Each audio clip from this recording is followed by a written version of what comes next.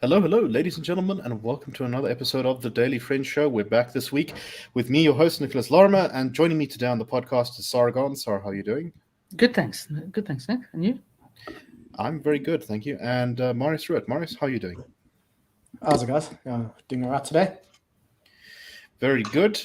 So just for those watching on YouTube, once again, we're still testing out this new format. I did ask everyone's opinions last time about the new format. This is the old format. This is the new format. Let me know in the comments below, if you haven't already, which one you prefer. Okay, let's get into, I think, some of the most interesting news. So for a while now, there have been these stories coming out in the media about polling, sort of internal polling by political parties, which suggest that the ANC could be in huge trouble, even greater trouble than has previously been suspected. I think the last public polling had the ANC at somewhere around 49%, something like that. But there was a story, I think it was 3 or 4 weeks ago, saying the ANC is polling at around 40%. Now, at the time, we didn't talk about it on the show because it was extremely vague, the reporting. I think it was in Report originally, and it was sort of like, there's this poll out there, but it's confidential, and it didn't give specific numbers for any of the parties except the ANC to say that they were doing very badly.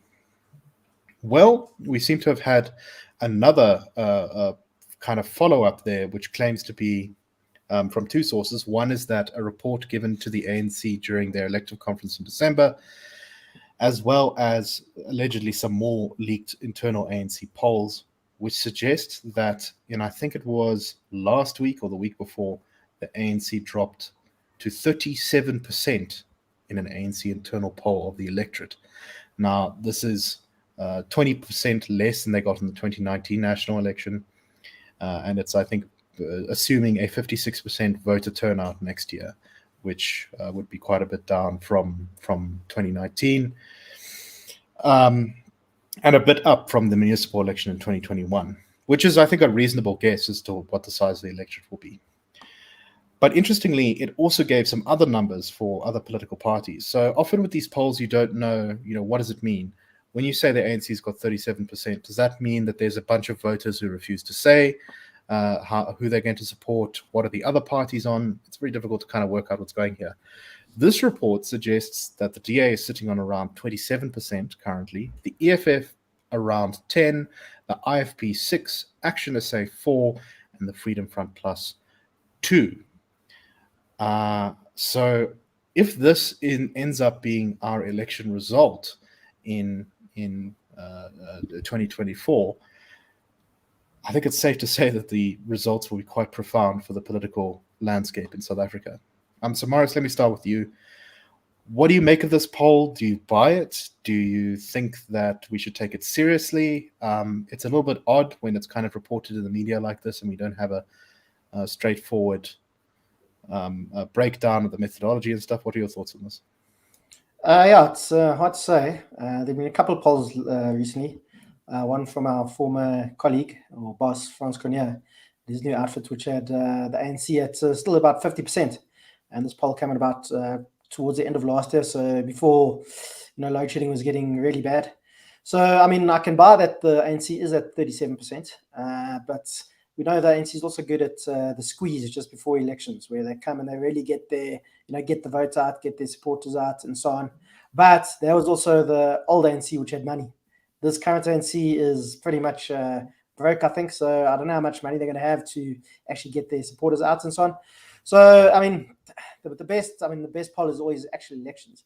But one thing you can guarantee is that the ANC is going to lose a lot of support in 2024. I'm still not sure if it's actually going to be under 50%. I think the ANC has still got, it's got such a brand still in South Africa, even despite all the things that are going wrong in the country at the moment. A lot of people simply just can't bring themselves to vote for somebody else, so often they'll rather abstain. And if you look in by-elections, the ANC, it's a bit of a mixed bag for the ANC. In some places, the ANC is really getting a bloody nose. in other places still holding up, especially in rural parts of Limpopo and the Eastern Cape and so on. Especially in the eastern parts of the Eastern Cape, the really deep rural parts of the Eastern Cape, the ANC is still getting 80 to 90% of the vote in by-elections in places there. But in urban South Africa, the ANC is in a lot of trouble.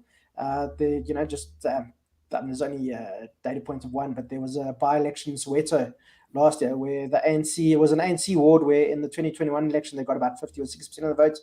In the by-election they only got about low 30s. And if the opposition vote had been split between the DA, Action SA, and the EFF, they would have easily lost that election. So I think the ANC's got some, it's facing some serious problems. But let's, for example, if we think that it's if the ANC does get 37% of the vote, if this poll reflects in the election results, it's going to be pretty interesting. I think the ANC will probably then try get a coalition with the EFF and some smaller parties, which will push it over 50%. But then at the same time, we never know what will happen with the EFF. I also don't think it's impossible. The EFF will say, well, sorry for you, ANC. They'll actually then go with kind of a wild dog / rainbow coalition. I think it's probably more likely the EFF would go with the ANC. But I don't think it's impossible that the EFF would support an opposition coalition. So the EFF, or the ANC rather, has definitely got his work cut out for it. And if these kind of numbers are what the ANC is getting nationally, then the ANC is definitely going to lose in Gauteng. Definitely in KwaZulu-Natal as well. And then even provinces of Northern Cape will probably be out, and maybe even places like the Free State and Northwest. So I think the ANC's, it's got some soul searching to do, and just doesn't look like it's got any solutions for what's going on. It's going to be the usual stuff. They're probably going to create another committee or another crisis committee, whatever the case is, and things are going to, carry on deteriorating at the same rates. I mean, the ANC doesn't have any actual plans to stop this free fall in sport, I don't think. So call me naive, but I must say I actually tend to buy this kind of result. I don't know if we're going to get a 37% ANC, but my theory of the case is that when political parties begin to lose ground and inertia, it sort of happens slowly and then all at once, as people kind of finally give up and turn a corner. But Sara, just before we go on to the question of the EFF, which we'll do shortly, do you buy this poll's results? What do you think? I'm not sure. I think for me the validity of it is murky. But I think more interestingly, almost, is the psychology of, if let's say the poll result is correct, then the ANC clearly has a problem. If it's not, is it a sort of window dressing exercise to say, guys, this is how bad it's going to be. We need to pull together, and in other words, act as a sort of rah-rah operation to try and up their game. Right, unite the party. Yeah, unite the party. Let's, division's no good now, blah blah blah, etc. If it's genuine, I tend to go with you simply in the sense that I actually think that the ANC just isn't capable of pulling itself together to a sufficient degree. It may not be as low as 37, but I think the ANC's become, and all its recent conferences and similar to go by, the concentration is so hard on how they keep together and which faction gets what and which doesn't, and who battles whom and who battles what. And I think that's become so much part of the DNA of the ANC that it presages it's sort of falling quickly. It's what it's supposed to do for the country isn't going to get enough of a proper look in, because what it has to do to get things going is so dramatically different from what it's done before. But it's obviously in an attempt to keep the ANC together for whatever purpose, and I think that is the main function of the leadership of the ANC. In an attempt to do so, I think they're just going to try different sounding versions of what's failed before. I don't think, for example, we need the state of disaster for them to actually do something meaningful, if there's something meaningful to be done with Eskom. But it might be part of the, come guys, we've got to pull together thing. I'm not sure. As I say, I don't know enough of the technicalities to be certain. But bowing to my colleague's superior knowledge, if that's right, then I think the ANC is going to spend so much time battling the ANC. So let's consider for a moment the possibility that they will drop to, let's say, the low 40s. as an election result. And I think the most important question then becomes, as Marius, as you alluded to, is a possible coalition with the EFF, right? The EFF will command probably at least 10% of the vote, maybe a bit more when it comes to the next election. And we're already seeing some early signs of their cooperation with each other. In Ekurhuleni, Julius Malema claims that the EFF is about to get 5 MEC positions when the DA-led government there is chucked out. In Johannesburg, the multi-party coalition with the TA mayor was chucked out, and the EFF got 2 MMCs, not 2 mayors. The EFF is moving into government. In Harrismith, Moluti Apofong, and as well as some other places in the Free State as well. So it really looks like the EFF are making a big push for government now. But at the same time, the same story which reports these bad numbers for the ANC suggests that they're very hesitant to go into a coalition with the EFF, believing that the party might not really be able to deal with them as a coalition partner, and that the ANC's preferred partners would be Good, the ATM, Al Jamaa, and the PAC. However, all of those parties put together are about 1.2% of the vote. So not a lot of seats to play with there. What do you think? Do you think the ANC is really going to go for... I suppose it depends on how these coalition governments go so far with the EFF. How do you think it's going to turn out? Yeah, I think the ANC probably does rather want to go with those smaller parties. I think the ANC knows that... I think strategically, somebody like Julius Malema runs circles around most people in the ANC. So I think they know it'd be a bit of something to be a bit wary of, to let Julius Malema kind of be the fly that's pushing the bull in certain ways for the ANC. But it's something that we should be concerned about. I think an EFF ANC coalition would see that the EFF would definitely push really destructive policies, things like cooperation without compensation, NHR, very strict BEE laws and so on. So it's definitely something to worry about. But I do think, as that article mentioned, also what I think there is a bit of wariness within the ANC to allow the EFF into government. I think they know they've got some really mad ideas. You only have to look north of the border to see what happens when you implement some of these crazy ideas, and places like Venezuela, what have you, really leads to destruction of wealth, leads to exodus of skilled people. And I think we've already seen it at the moment. Skilled people are leaving South Africa. It's not just white South Africans, South Africans of all races. And it's not a trickle at the moment. It's a bit of a flood, but I think it'll become kind of a biblical flood if the EFF had to get any kind of real power at national level. So it's definitely something to be concerned about. And but I think as it stands right now, the ANC is definitely more likely to look to these smaller parties, as you mentioned, like the Al Jamaahs and the Goods and National Freedom Parties of the world. Maybe even something like the United Democratic Movement. They also they're not flip-floppers like the EFF, but they're definitely kind of a swing vote when it comes to coalitions. Sometimes they with the DA, sometimes they're with the ANC. As far as I know, they're currently supporting the DA in Nelson Mandela Bay, and I think they've been part of other governing coalitions with the DA in other places, but then also supported the ANC in other times. So they're probably also somebody to look out for. Right, it's a difficult position to be in, though, because if they're in the low 40s, if you cobble together all of the parties that the ANC could reliably sway, so UDM, maybe these other small parties like ABC, PAC, you're probably sitting on about maybe 5% of seats, which might not be enough to take you over the edge. And so the EFF, if not the EFF, then you're going to have to look at other parties like the IFP, who have definitely, I think, soured on the ANC of late after having a period of being kind of a little bit cozy with them.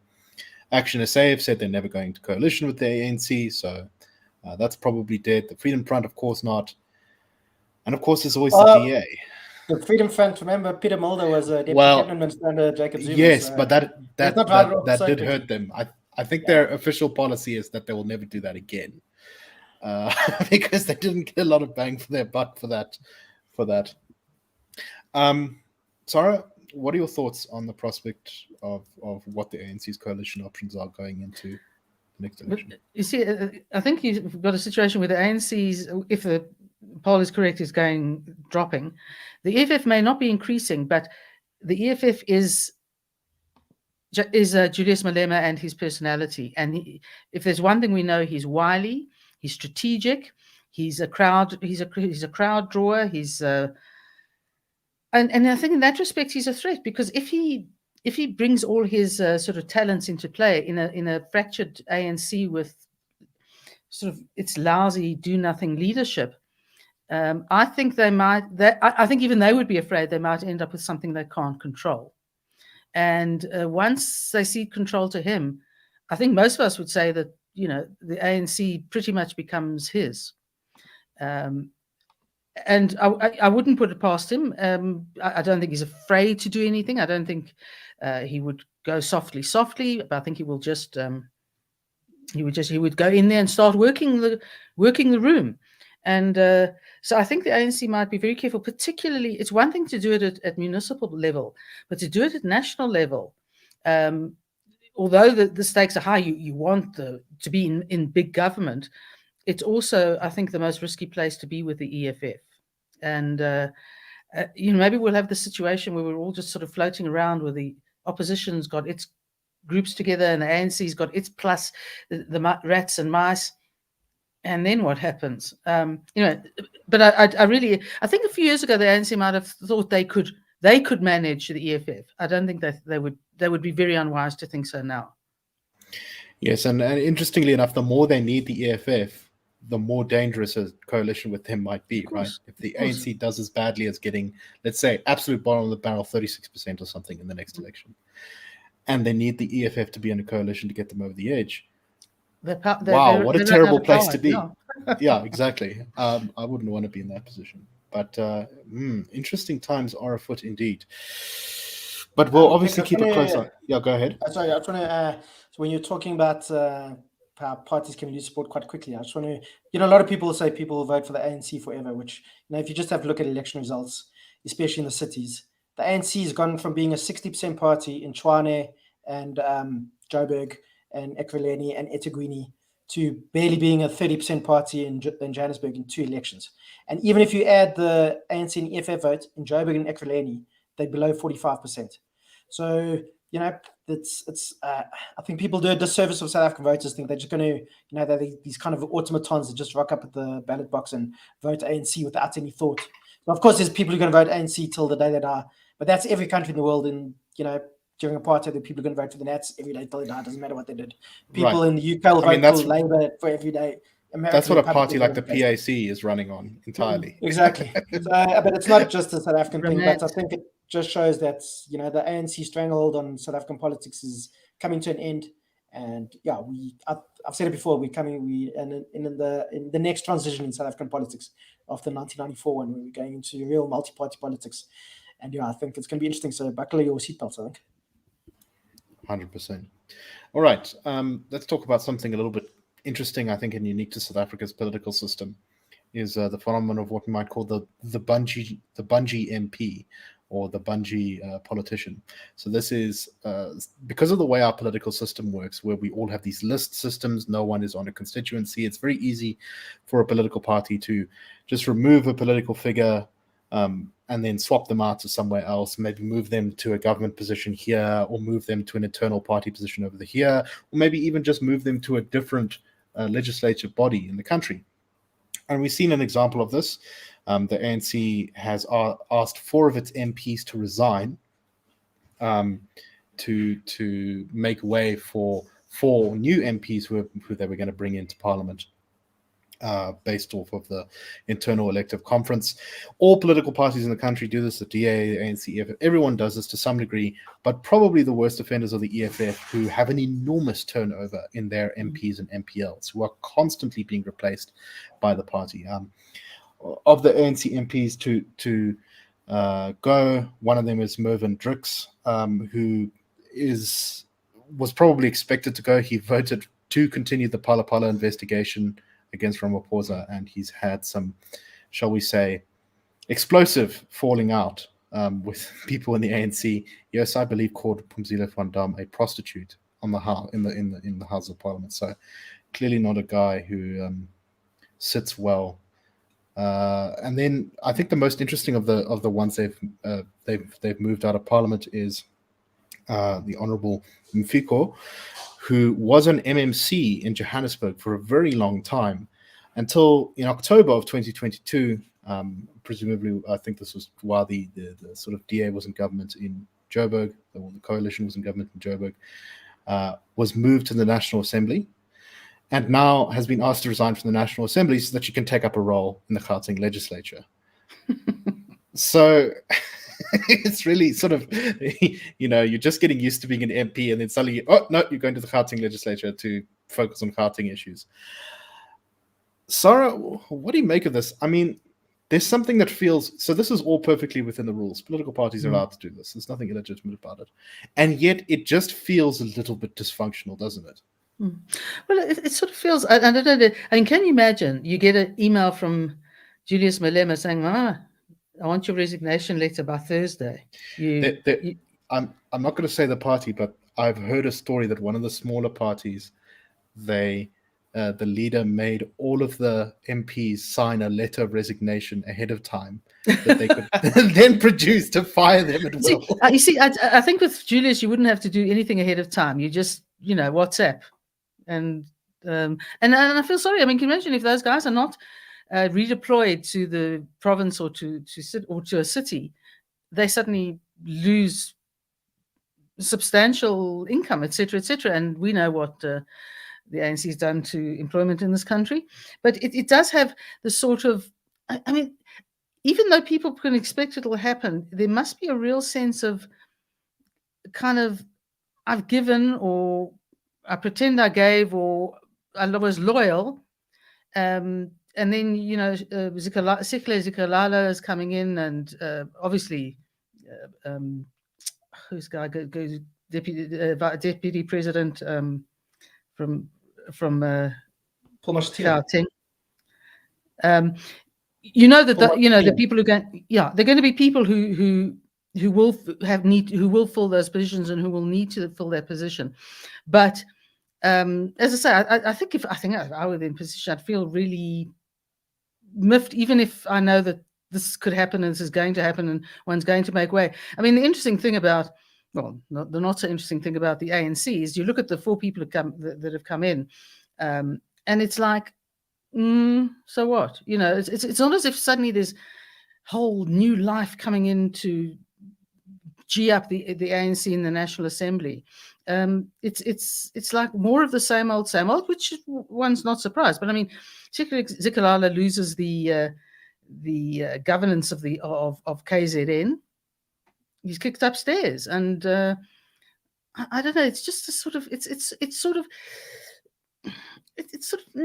not very nice, if I can put it that way. And but it's if that's the game, that's the game, and you're going to have to make way for whoever comes in. The only problem is, other than Paul Mashatile, if any of this is going to make any difference whatsoever to, it's like, there's nothing coming in that's new or exciting, and it's probably going to be somewhat indicative of what the reshuffle is going to look like.